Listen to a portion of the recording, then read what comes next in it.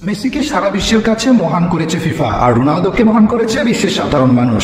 এরকম একটি কথা আছে স্পোর্টস মহলে, আন্তর্জাতিক মিডিয়াতে প্রায় এরকম একটি হেডলাইন দেখা যায় যেখানে লেখা থাকে Messi was recognised by FIFA, Ronaldo by the world. কিন্তু এই কথাটি আসলে কতটা সত্য? মেসিকে কি আসলে বিখ্যাত করেছে ফিফা, কিংবা রোনালদোর সাথে কি সবসময় অবিচার করেছে ফুটবলের সবচেয়ে বড় এই প্রতিষ্ঠানটি? আসুন জেনে নেই এর পেছনে লুকিয়ে থাকা তিক্ত কিছু সত্য কথা। রোনালদো যে সেলিব্রেশনই করেন না কেন, দেখা যায় সেটা সারা দুনিয়ায় বেশ আলোচিত হয়।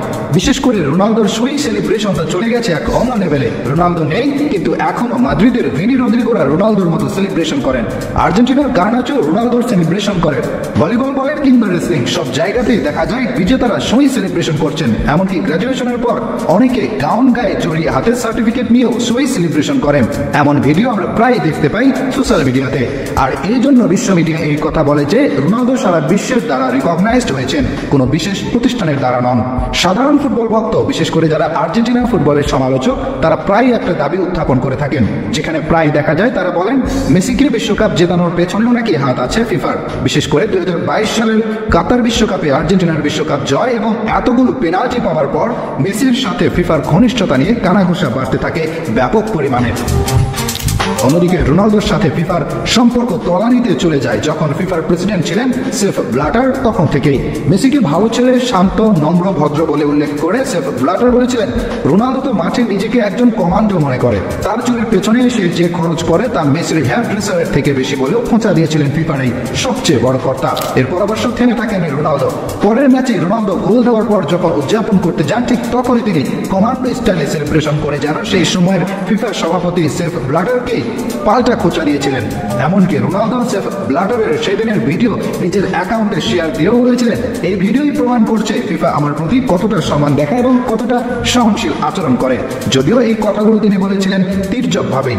এরপর থেকে প্রায় সময় রোনালদো ভক্তদের দাবি ফিফা তাদের সাথে আর চোখে ব্যবহার করে। তাহলে এই ঘটনার সত্য আসলে কি? আসলে কি ফিফা মেসির প্রতি বায়াসড এবং রোনালদোর প্রতি অ্যাটাকিং?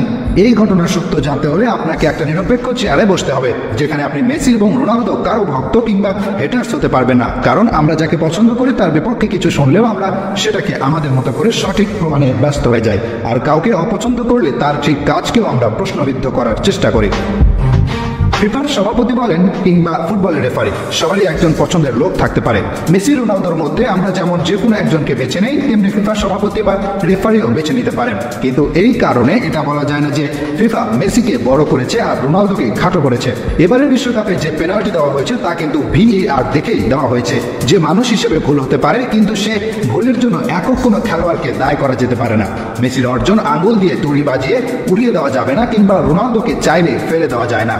এই দুইজনের কেউই অন্যের দয়ায় নয়, বরং তারা আজ যে জায়গায় এসেছেন তা নিজেদের মেধা এবং পরিশ্রমের মাধ্যমে এসেছেন। তাই এই দুইজন খেলোয়াড়কে নিয়ে অযথা কাদা ছিটাছিটি না করে আমাদের উচিত তাদের খেলা উপভোগ করা, এবং যখন তারা অবসর নেবেন তখন তাদেরকে তাদের নিজেদের কিংবদন্তির চেয়ারে বসতে দেওয়া। অযথায় তাদের বিপক্ষে কোনো মিথ্যা এবং ভিত্তিহীন কথা বলা থেকে আমরা বিরত থাকাটাই তাদের প্রতি সর্বোচ্চ সম্মান দেখানো হবে। কি বলেন, ঠিক না বে ঠিক?